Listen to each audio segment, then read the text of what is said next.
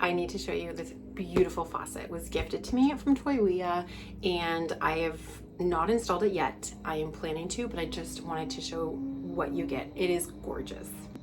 Okay, so it comes in the box completely packaged so nicely.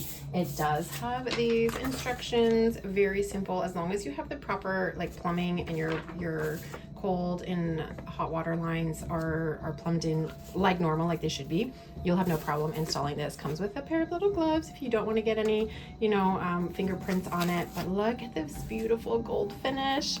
I am so excited to put this in. It's gonna match like the green and gold accents that I have so well. It's got a pull down faucet with the option right on the handle for the spray or the stream as well. Again, super easy, everything you need. Here's the weight as well for the faucet, for the pull down, everything you need. It's got this sort of handle on it to switch cold and hot, on and off.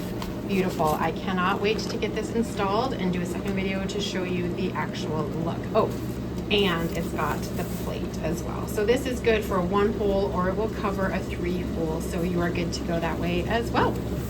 Hope this helped.